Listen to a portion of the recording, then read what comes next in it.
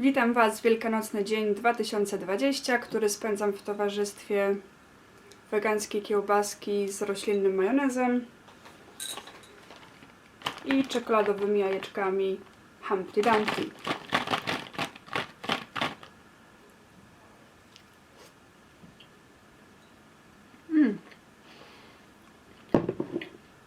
Z wiadomych powodów nie mogę być w ten dzień z moimi najbliższymi, ani oni ze mną. Swoich rodziców mam oczywiście w swoim serduszku, ale mogę mieć ich również na ekranie, dlatego postanowiłam, że wrzucę wideo, które wspólnie nagraliśmy rok temu. Zapraszam. I wesołych świąt wielkanocnych!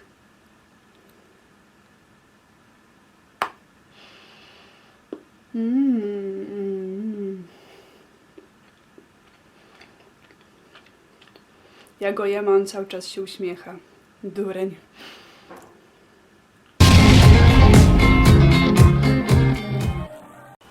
Cześć! W tym filmiku chciałam się pochwalić moimi zakupami ze Szkocji, Czech i Białorusi. A kupiłam sobie napoje. To są moje zakupy. Żeby mieć napoje, trzeba je sobie kupić. Pierwszy na odstrzał pójdzie może Irn-Bru.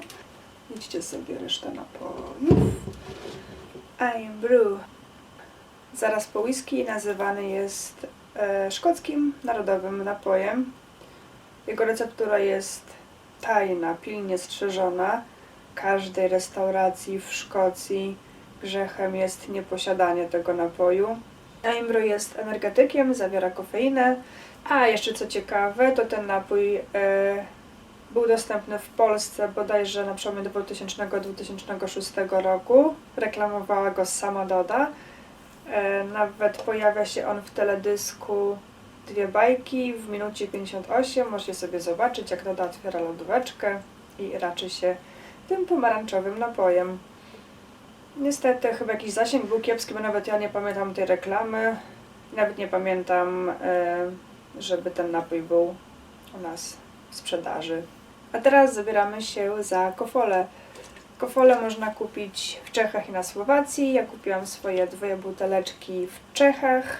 Bardzo się cieszę, ponieważ uwielbiam kofole. Kofola powstała pod koniec lat 50. jeszcze wtedy w Czechosłowacji, jako alternatywa dla niedostępnych wtedy imperialistycznych napojów jak cola i Pepsi. Bazą kofoli jest oryginalny syrop kofo, miks ekstraktów ziołowo-owocowych zawierających kofeinę.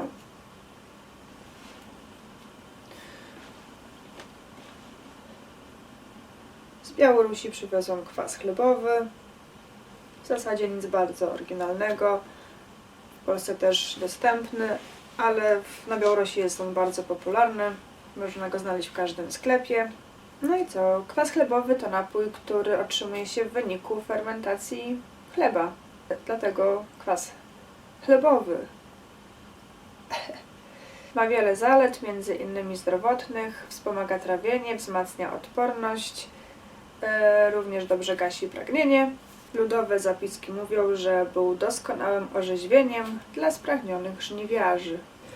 A teraz idziemy się upijać.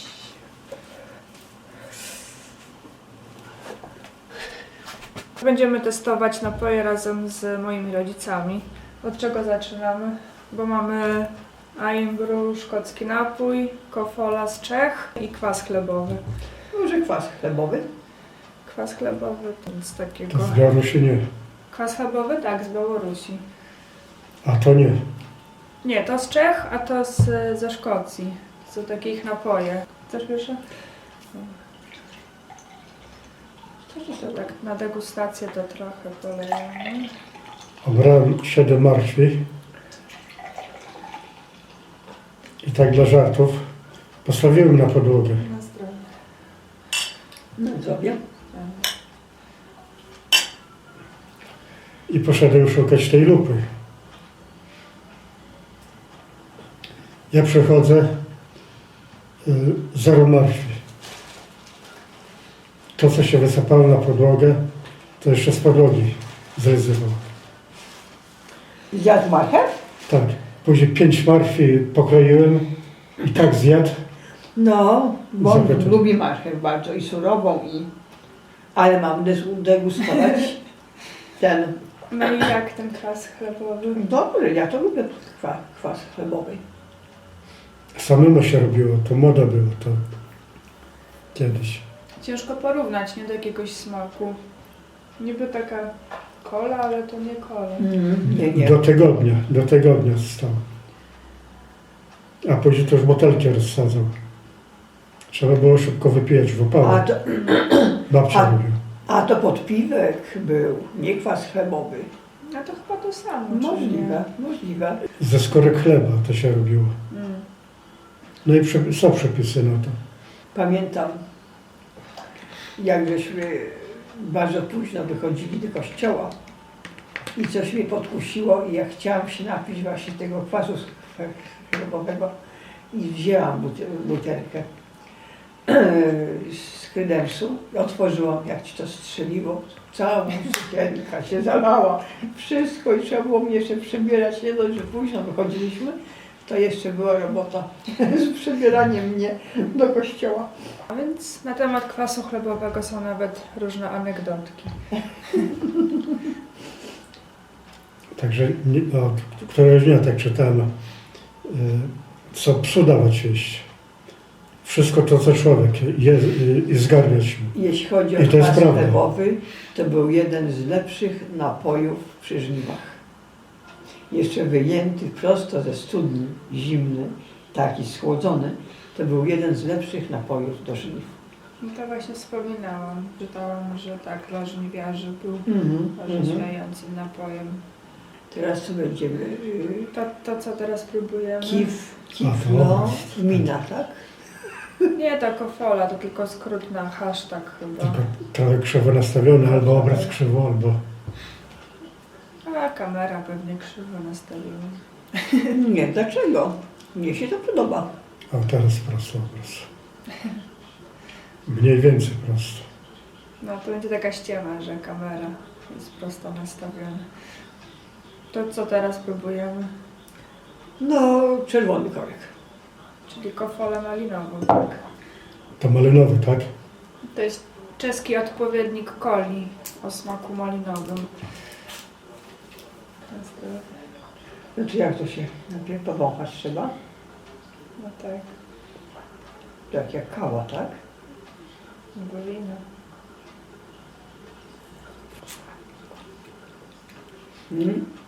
Maliną pachnie, rzeczywiście. Takie żelki malinowe trochę. Przypomina. Takie mi się te Haribo.